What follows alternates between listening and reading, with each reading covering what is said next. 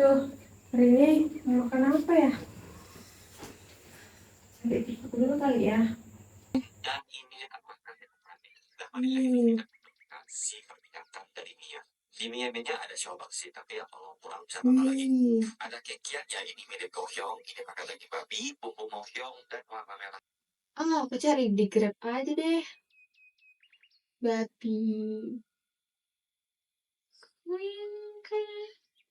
Wih, enak nih kayaknya babi panggang. Oke, hari ini aku bang babi panggang aja deh.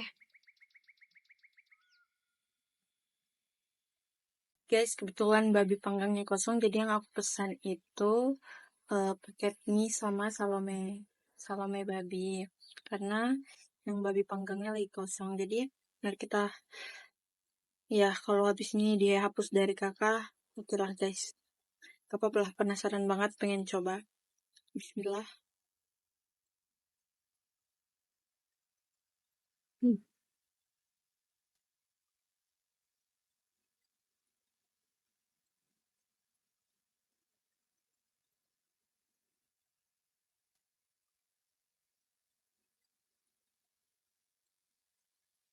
Ini enak sih guys, kayak yang viral di TikTok itu enak ini.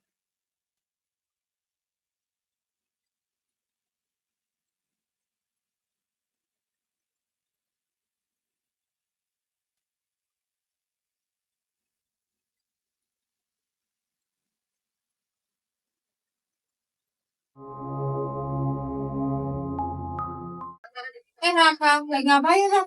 Ini nak, lihat video TikTok yang viral itu. Si Sinta itu kan? Iya, Muslimah tapi makan babi.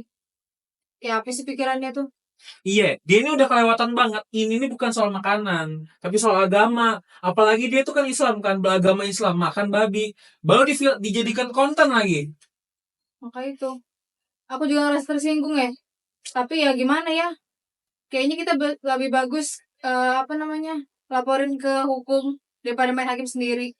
Eh, orang-orang kayak gini ini nggak bisa, cuman kita biarin aja ngelapor hukum. Lama itu prosesnya nanti. Mendingan langsung aja diviralkan gitu, diancam. Sekalian aja tuh. Biasanya kan ujian kebencian, kayak diserang sama apa netizen, pakai threads kah, pakai Twitter kah, pakai apapun gitu. Tapi kalau kayak gitu nggak bisa juga. Nanti malah bikin masalah baru. Kita ini nggak bisa diam. Masa cuman kayak biarin aja. Masa orang gitu kamu biarin, nanti makin bebas. Ini baru babi nih. Nanti tambah apa lagi? Kayak gak ada harga dirinya jadinya. Tapi kalau bertindak kayak gitu jadi bumerang, Rak. Nanti malah jadi salah kita juga karena bertindak kayak gini. Ya gimana ya? Udah kesel masa? Ini soal agama, ini bukan hal kecil. Bener sih, aku tahu kamu marah. Cuman nggak bisa juga. Kita harus bertindak yang selain dari itu. Terus gimana? Duduk manis, diam, biarin aja gitu. Kayak, masa nunggu dia bilang minta maaf? Saya mohon maaf atas kesalahan saya. Masa tunggu kayak gitu? Ya mungkin kita bisa diam, tapi diam tuh bukan berarti lemah, Rak. Tapi mungkin kita bisa lebih bijak dengan diam gitu. Iya sih, mungkin lagi kebawa emosi aja lah. Apalagi ini soal agama kan.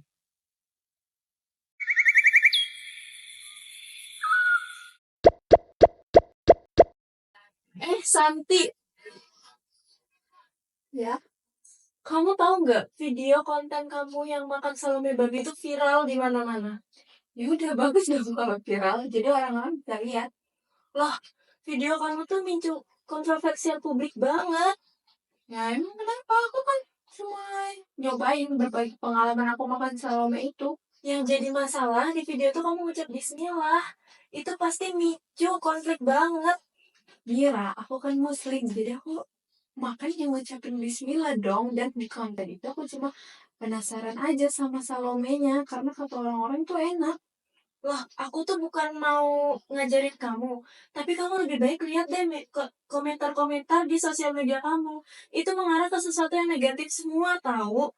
Aku tuh nggak mau kamu tuh dihujat gara-gara masalah yang sebenarnya bisa kamu hindarin. Ya udah ya, ini bisa jadi pelajaran buat aku ke depannya. Lebih baik kamu bikin klarifikasi minta maaf deh, supaya masalah ini tidak berkelanjutan. Dan kamu nggak dilaporin ke pihak yang berwajib gara-gara masalah ini. Ya udah ya, nanti aku buat ya klarifikasinya, minta maaf atas konten sensasional yang menimbulkan kontroversi ini.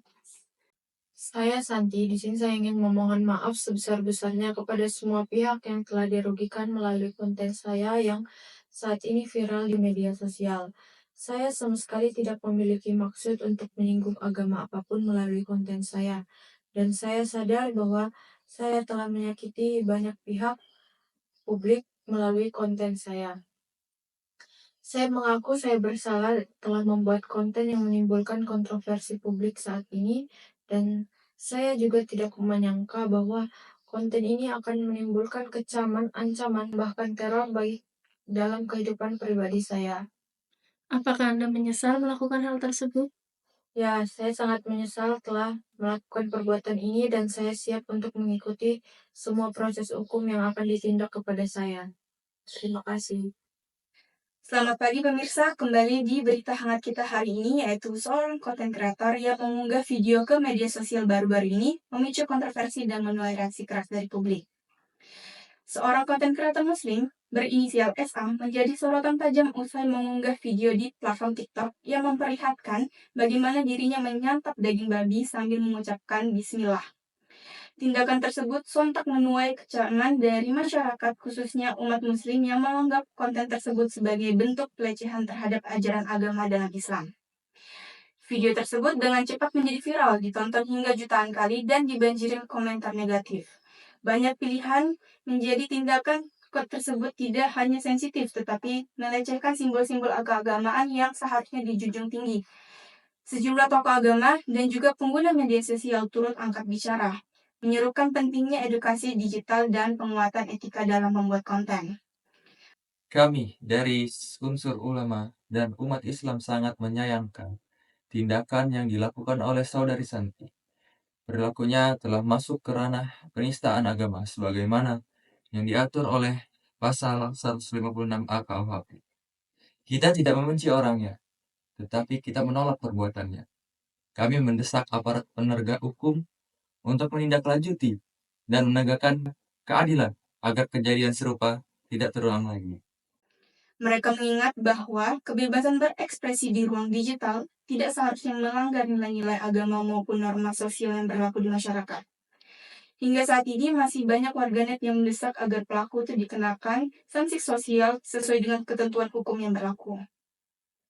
Berdasarkan bukti rekaman video, pernyataan publik, dan efek yang ditimbulkan secara sosial, maka terdakwa dikenakan pasal 156A KUHP tentang penodaan agama dengan tuntutan hukuman 2 tahun penjara.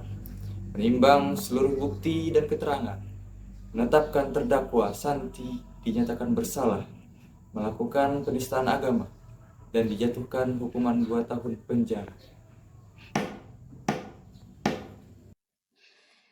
Peristiwa ini menjadi pengingat bagi kita semua bahwa ruang digital bukanlah tempat tanpa batas. Kreativitas dalam berkonten seharusnya tidak melukai nilai-nilai suci yang dijaga oleh masyarakat.